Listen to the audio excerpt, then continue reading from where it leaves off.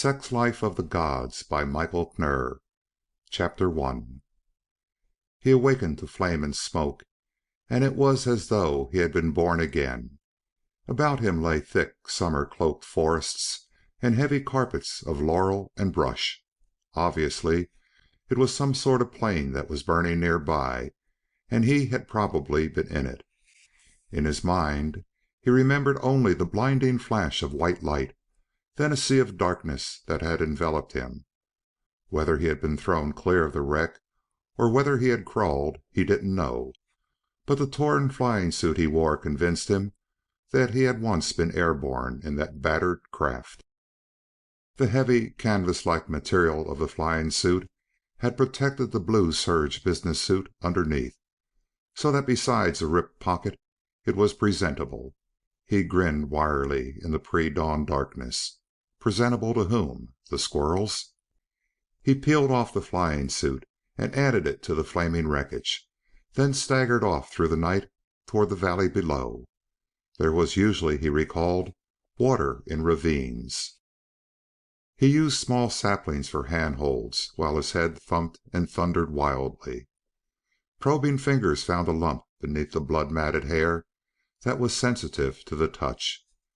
There was a scratch on his cheek, sealed with dry blood, and his hands were skinned as though he had broken a fall in cinders with them. It was, he decided, amazing that he had survived a plane crash with so little injury, but then stranger things had happened. There was a run at the bottom of the hill, one of those leaf-choked, meandering little creeks that became stagnant pools in July and August and raging torrents of brown water in the spring. Lying on a sloping, flat rock, he thrust his face into the stream and drank deeply, feeling the life flow from the water into the weariness of his body. He washed his face in it, splashing it over his head until his mind began to function with familiar clarity. But he still did not know who he was.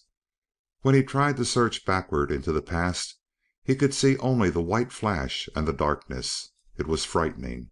It was as though someone had taken a pair of scissors and cut away the whole memory of his past life. He fumbled through his pockets, found the wallet and the cigarette lighter, and began flipping through the cards with the help of the tiny lighter flame.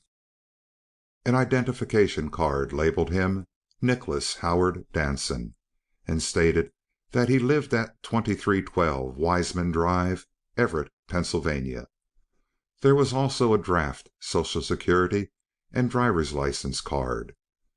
There were other membership certificates to various clubs and organizations. Finally, there were several pictures of himself and a woman. In fact, there were a great many pictures of the woman. One was a portrait of her, inscribed "Love, Beth," which told him that she was either a girlfriend or his wife. Nick extinguished the light and put the wallet away. In his shirt pocket he found a crumpled pack of cigarettes. He shook one out, lit it, and dragged the smoke deep down into his lungs while he pondered over his newly discovered self. Of course, the proper thing to do would be to get to a phone, call the local authorities, and explain the crash. The law would help him get home and check him out. That was the proper thing. But he wasn't about to do the proper thing. He was a stranger to himself. Who was he? What was he? He could well be outside the law, a criminal. Then what? Turn yourself in, Danson, he grimaced, and discovered that you were wanted by the law for something? To hell with that. Get to this Beth woman and get some answers to a few questions before you bring in the law. Apparently, no one had seen the crash. No one knew he was here. Perhaps it would be better to leave it like that until he had a chance to find out just what he was up against. He decided not to contact anyone. When it was light enough, he would look for a ride to somewhere. At a gas station he could find out where he was and where Everett, Pennsylvania was. Then by thumbing he could get a ride to where he lived. If this Beth woman was his wife, she could fill him in. There was plenty of time to call the law. Sleep, when he tried it, refused to come. There were too many unanswered questions rocketing around in his brain.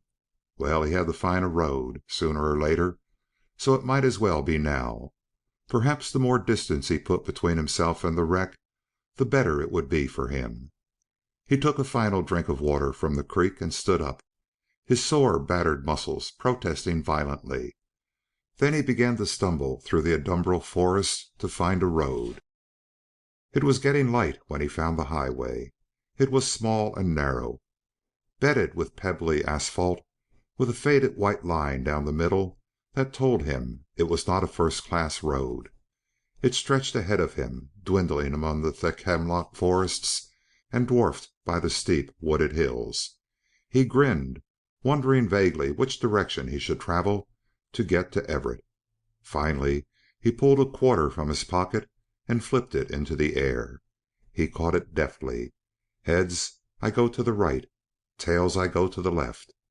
Heads won, and he started off toward the right, the stiffness and the weariness dragging at him like a weight tied to his legs. While he walked he studied the pictures in his wallet, noting happily that it also contained $20 in bills. That was comforting. In the daylight, the picture of Beth that had looked pretty in the flame of the lighter became beautiful. Although it was a black and white photo, Nick decided that her hair was brown. It swept about a soft, heart-shaped face like a cloud. The image was smiling at him, and he felt that if she was not his wife, he hoped that she was his girl. It was late in the morning when he found the service station. It was a small, lonely, isolated place that sported 2 pumps and a cramped-looking lube rack. Through the open door of the washroom, Nick could see the shoes and coverall legs of the attendant as they stuck out from under a Ford. Nick found a dime in his pocket and treated himself to a cold drink, while he tried to figure out where he was. Across the highway, a marker told him that he was on Route 87. He pulled a Pennsylvania map, not entirely sure he was in Pennsylvania, from the rack inside the door, and unfolding it, found Everett. The Route 87 ran through the town, but it was difficult to puzzle out whether he was north or south of the place. He refolded the map and stuffed it into his pocket for further reference, and glanced around. On the far side of the office was a door marked Men. That was just what he wanted. His clothes, his hair, and his face needed a few emergency repairs before he could confront the population of Everett. He went in. In a mirror, with most of the backing peeling away, he discovered that Nick Danson was rather good looking, if you overlooked the damage.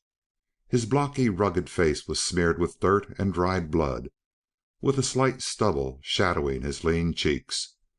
The mop of tangled black hair had a lot of red splotches in it from the blood he'd lost. He filled the bowl with tepid water and began soaping his face and hands vigorously, even though it hurt.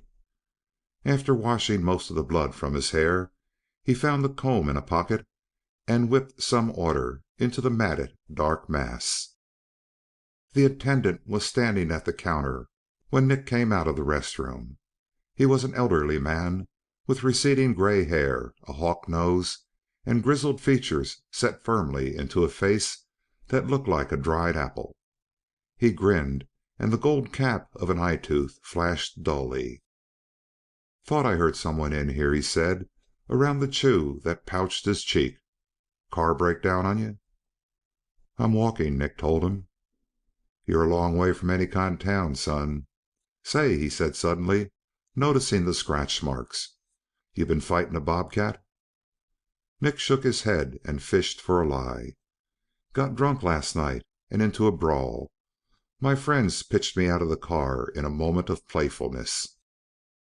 He hoped he had put enough bitterness into the explanation to make it ring true. The old man chuckled softly. "Darn shame, son. You from around here?" "New York," Nick lied. "I'm staying in Everett." "Everett?" the old man cackled. "Hell, that's 15 miles south of here or better." He paused, swiveled his birdlike head, and spat a jet of brown juice through the open door. Tell you what, son, seeing's how you'll have to walk it down there. Ain't no one going that way I know of. Suppose you could thumb it, but it'd be hard. Lonely road, you see. If you don't mind waiting till after supper, I'll run you to town. Drop you off where you want to go." "Hadn't thought of waiting so long," Nick told him. "What would I do? Just sit here?" "Hell, no. In the back room there's a cot. Been sleeping there myself sometimes since my wife passed along back in '53. December of '53 it was. I'll wake you come supper." "Thanks." With the hunger gnawing at his stomach, Nick took a cellophane wrapped pie from the counter and began eating it. He handed the old man a quarter. "'S funny," the old man said, ringing up the sale. "You don't smell like a drunk. Ought to be some liquor smell to you, son." "I was drinking vodka," Nick countered, wondering how he had pulled that from a mind that could not remember his past. He took another bite of the pie as the old man gave him his change.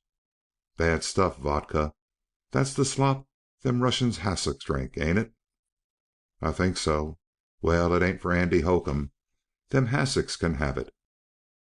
Nick was saved from further conversation by a new station wagon pulling into the pumps. A young woman, dressed in a suit, cut the engine and honked the horn briefly. Andy waved and headed for the door. "Get some shut eye, son. I'll wake you later." "Thanks, Andy." He finished the last of the pie and watched Andy stick a hose into the wagon's gas tank, then go around front to wipe off the windshield. Nick cleared the pie wrapper off the small counter and tossed it into a box as he headed for the back room. After closing the door, he fell onto the bed and a moment later into the well of sleep. End of chapter 1. Recording by Richard Kilmer, Rio Medina, Texas.